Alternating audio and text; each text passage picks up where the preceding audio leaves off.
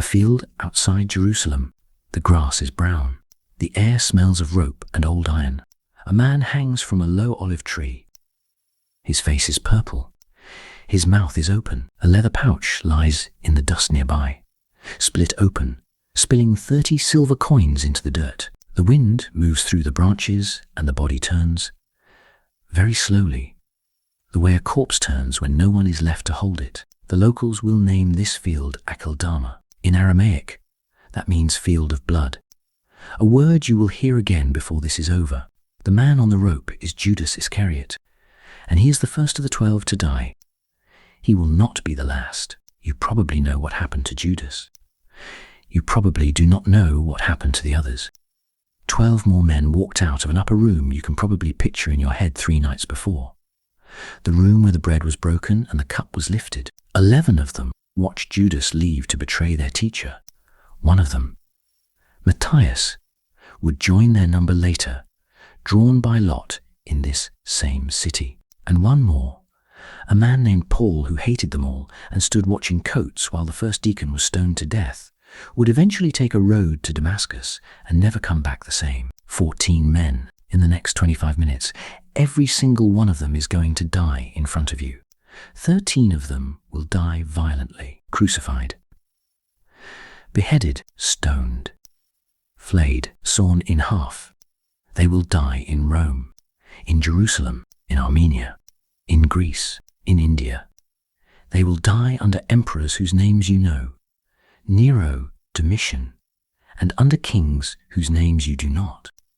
But one of them, the youngest, the one Jesus loved, will outlive every other man who walked the dusty roads of Galilee with him.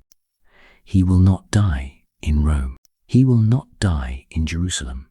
He will die alone, on a black volcanic rock in the middle of the Aegean Sea, in his 90s, weeping over a vision he cannot stop seeing. We will get to him last, but not yet. Here is what you need to understand before we begin. Every one of these 14 men had a way out, the kind of way out you and I would probably take. A clean exit, a respectable retraction, a quiet life. They were offered that chance. Every one of them in different cities under different empires across 6 decades. None of them took it, not one. This is not a story about martyrdom. This is not a story about courage. This is not a story about a religion. This is a story about 14 men who held the truth in their hands and refused to let go of it, even when the hands were nailed. Stay with me, because the question I want you to walk away with is not how they died. The question is why none of them recanted. Rome. The year is 64. The city is burning. For 6 days and 7 nights, the fire eats through the wooden tenements of the poorer districts. Whole families die inside their own walls. When the smoke finally clears, the Emperor Nero has a problem. The people blame him. Rumors are already moving through the markets. Rumors you would have heard yourself if you had been there. That he started the fire so he could build a new palace. So Nero finds someone else to blame. He blames the Christians. The Roman historian Tacitus, not a Christian, no reason to defend them, writes about what happened next. Some were sewn into the skins of wild animals and torn apart by dogs. Some were crucified. Some were dipped in pitch and lit on fire to illuminate Nero's garden parties. And in the middle of this, somewhere in Rome, in a house we cannot point to on any map you would draw today, there is an old fisherman. His name is Simon. His friends call him Peter. He is around 65 years old. He has grey in his beard and the hands of a man who has hauled nets since he was a child. He is married.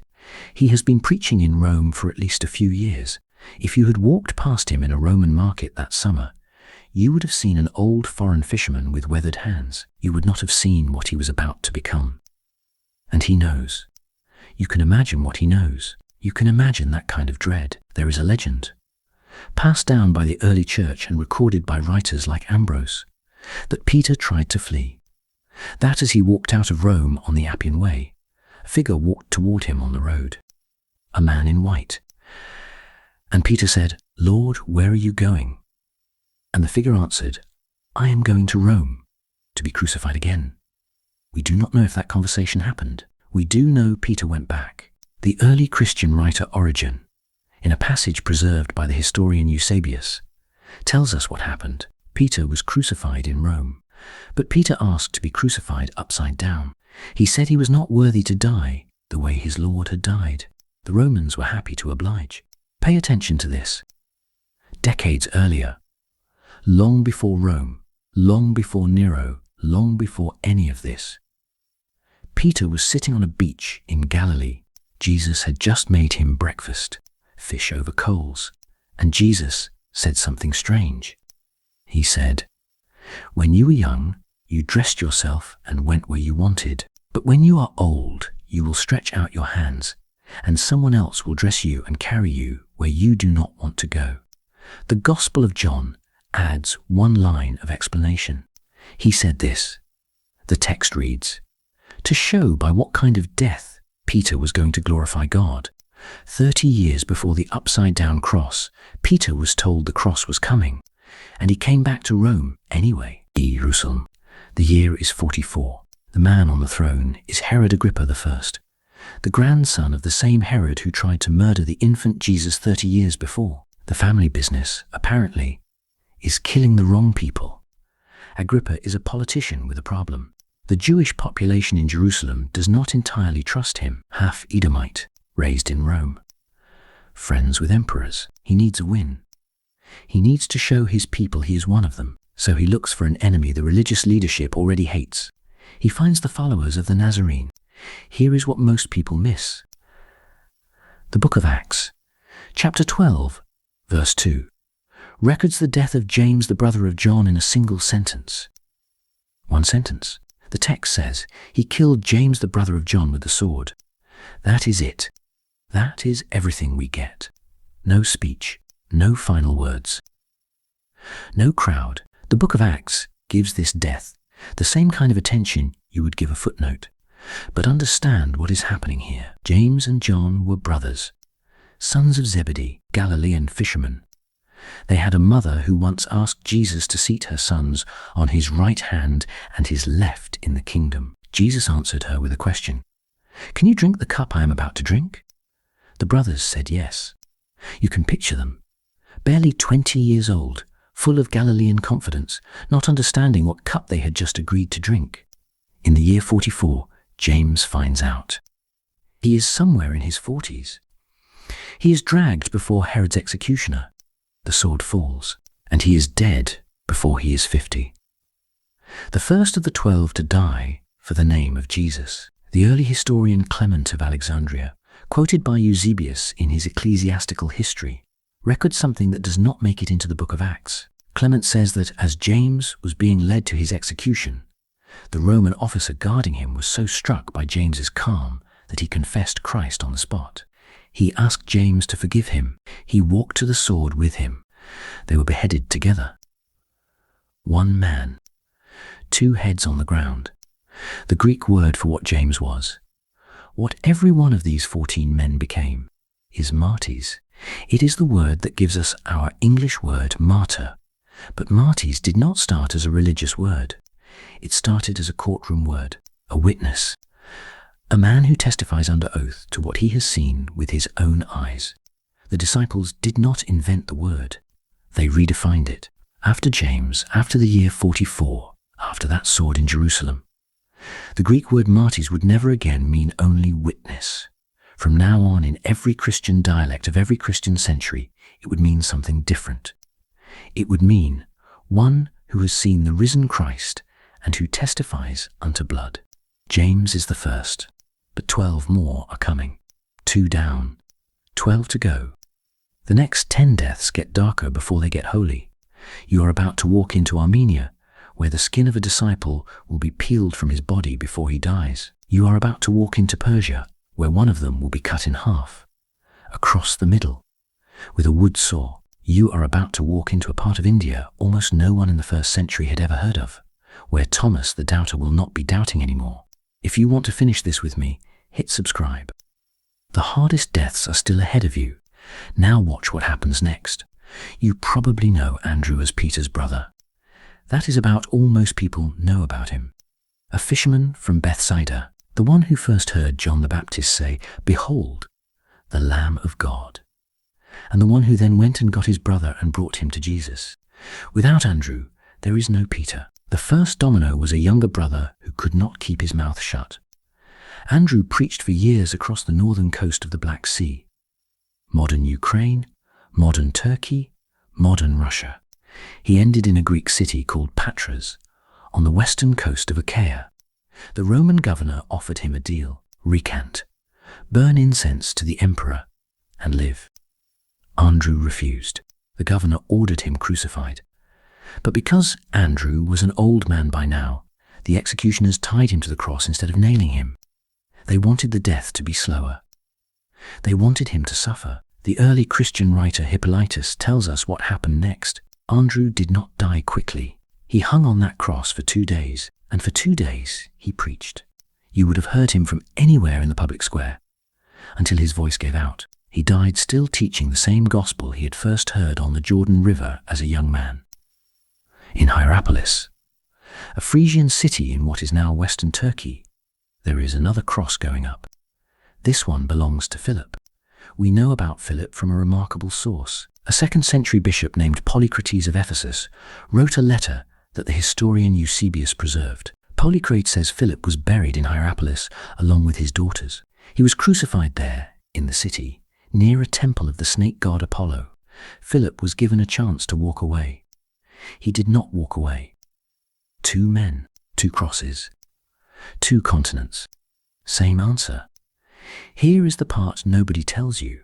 Bartholomew, also called Nathanael in the Gospel of John, went east, to Armenia, to a country that would become the first Christian nation in history. He brought the gospel there. The king's brother eventually had him arrested. The tradition, preserved by Eusebius, Hippolytus, and the medieval compiler John Fox, is one of the most brutal deaths in Christian memory. Bartholomew was flayed alive. His skin was peeled from his body while he was still breathing. Then he was beheaded. You cannot read that without flinching. You are not supposed to. In Jerusalem, around the same era, another disciple is dying. This is James the son of Alphaeus, also called James the Less, to distinguish him from James the brother of John. He leads the Jerusalem church. Here is what makes his death different. We do not have only Christian sources. We have a Jewish one.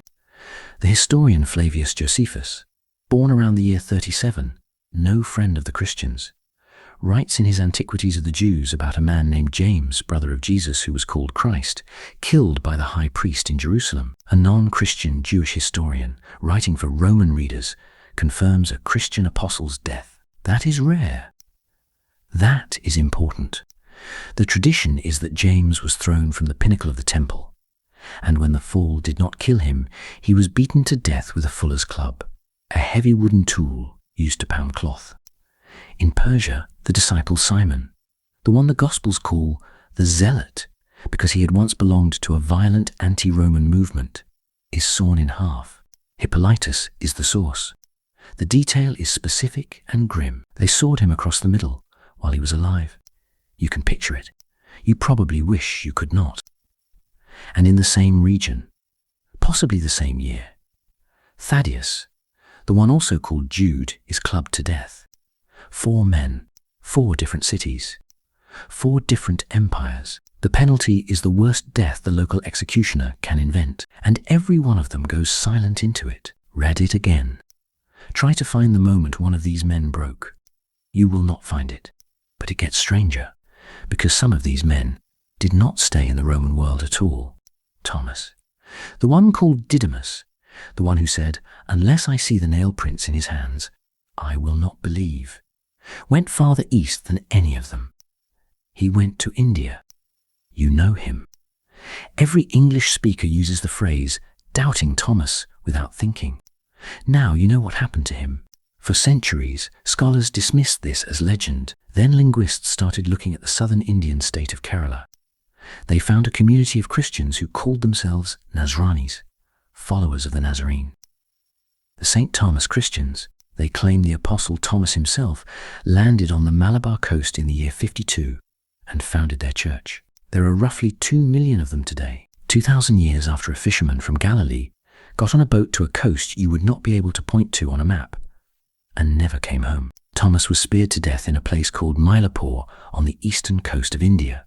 Matthew, the tax collector, the wealthy one, the one of all of them who had the most to lose. If you were betting on which one would walk away first, you would have bet on Matthew. He went to Ethiopia. Tradition says he was killed with a halberd, a long-handled blade halfway between a spear and an axe. We do not know all the details. We know he never came back to Galilee. And Matthias, the replacement, the one chosen by Lot after Judas, was stoned and then beheaded in Colchis on the eastern shore of the Black Sea. He did not have to take the job. He took the job. And before you find that easy, remember he took it after watching what happened to Judas. 9 men, 9 different deaths, 9 different countries, none of them recanted. And we still have not gotten to the 2 who matter most. Paul did not have to come back to Rome. He could have stayed in Macedonia. He could have died in his bed in Ephesus. You and I would have. He came back to Rome. He had finished. He had spent 30 years carrying the gospel from Jerusalem to Antioch, to Athens, to Corinth, to Rome itself. He was old. His eyes were failing. As a Roman citizen, he had the right to retire to one of the provinces, write his memoirs, and wait quietly for the end. He came back to Rome. It is around the year 67. Nero is still on the throne. The persecution is still active. Paul is arrested for the second time and put in a stone hole called the Mamertine prison, where prisoners were lowered down through a hatch and left to die in the dark. He writes one final letter from that prison. We have it. It is the second letter to Timothy. In chapter 4, he writes the line that ends his life on paper before it ends in the dust. I am now ready to be offered. The time of my departure is at hand. I have fought a good fight. I have finished my course. I have kept the faith. Read those words like he is dictating them to you, because in a real way he is. A few days later, they take him north along the Via Ostiensis, the road that leads to the sea, and they make him kneel in the dust. Paul cannot be crucified. Roman citizens are not subjected to the cross. The sword falls. The rabbi who once raided Christian homes in Damascus, the missionary who outlived shipwrecks and bandits and beatings, the man who held the coats of the men stoning Stephen on a Jerusalem afternoon decades earlier, kneels in a road outside Rome with his head bowed. He walked into Rome chained. He walks out free. If you had stood at that road that morning, you would have watched Rome execute the man who wrote half of your New Testament. And this is where it gets remarkable, because there is one disciple left. His name is John, the brother of James, beheaded more than 50 years earlier in Jerusalem, the one who put his head on Jesus' chest at the Last Supper, the one who stood at the foot of the cross when every other man had run. He has lived in Ephesus. He has taken Mary into his home and watched her into her old age. He has outlived every other man who walked the dusty roads of Galilee with Jesus. He is now in his 90s. You will probably never be 90. Most people are not. He was. And the empire has finally come for him. Domitian, the new emperor, sees the church as a threat. John is arrested in Ephesus. The tradition recorded by Tertullian says they first tried to boil him alive in a cauldron of oil. He survived. So Domitian banished him to an island. The island is called Patmos, a black volcanic rock in the middle of the Aegean Sea. A few caves, a few goats, the sea wind. This is where the old man is sent to die. But John does not die there. What John does on Patmos is open a book. Or rather, a book opens to him. He writes down what he sees. Vision after vision, image after image. A flood of pictures he cannot stop watching. In the first chapter, he tells us where he is. The text reads, I, John, your brother and companion in tribulation, was in the isle that is called Patmos. And then he hears a voice behind him. The same voice he heard as a teenager on the shore of Galilee, when a strange rabbi walked up to him in his fishing boat and said, follow me.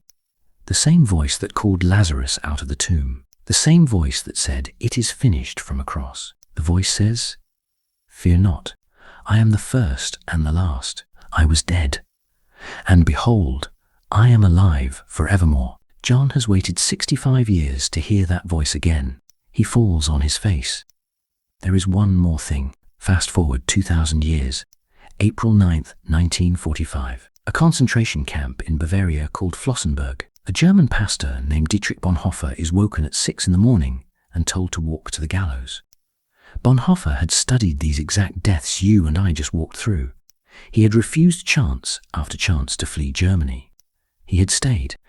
And now, 2,000 years after Peter and the upside-down cross, he was walking to the same end. A fellow prisoner, an English officer named Payne Best, heard his last words as he walked past. The words were this: "This is the end. But for me, the beginning of life. Same calm, same refusal, same evidence of something seen." The pattern has not broken in 2,000 years. They did not die for a story they wrote. They did not die for a story they heard. They did not die for a story they hoped was true. They died for something they saw. There is a Greek word stamped on Roman receipts, the kind a merchant would file at the end of a transaction. The word is Tetelestai. It means paid in full. If you had paid off a debt in 1st century Rome, the merchant would have written that word across your receipt. It is also the last word Christ spoke from the cross. It is finished. That is the word 14 men died for. Not for an idea, not for a movement, not for a feeling, for one finished sentence. Paid in full. Spoken by a man they watched die, and then ate breakfast with 3 days later. 3 takeaways before we close.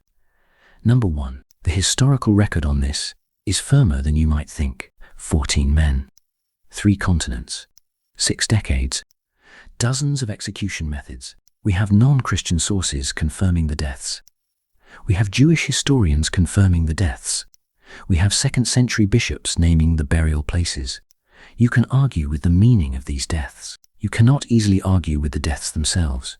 Number 2, they had every motive to lie. Money, family, their own bodies, their own lives. People die for lies they believe. They do not die for lies they know are lies. These men knew. They had stood next to a man they watched eat fish on a beach after he was dead. You and I have not stood next to anyone like that. They had. That should change how you read the resurrection accounts. Not because someone in a pulpit tells you to read them that way. Because 14 men chose torture instead of taking back a single sentence. And you have to ask yourself why. Number 3. And this is the one I cannot get past. Maybe you will not be able to get past it either. The God who let them die like this is the same God who outlived them. The Jesus they died for is still alive. They are not. He is. And the same voice that called them out of fishing boats and tax tables and zealot camps and Pharisee schools is still calling. Now, in your language, in your decade, to you, wherever you are, whatever moment your life is in right now, which one of these 14 deaths hit you the hardest? Tell me below. I read every comment. They died as witnesses. The Greek word, again, is Martys. And every time the wind moves through the olive trees at Gethsemane, every time a Bible is opened in a prison cell, every time someone you love chooses Christ over comfort, those 14 are still testifying, because their witness did not end with their deaths. Their witness started there. And every time you say their names out loud, Peter, Andrew, Philip, Thomas, you are continuing it. Subscribe if you want the next one.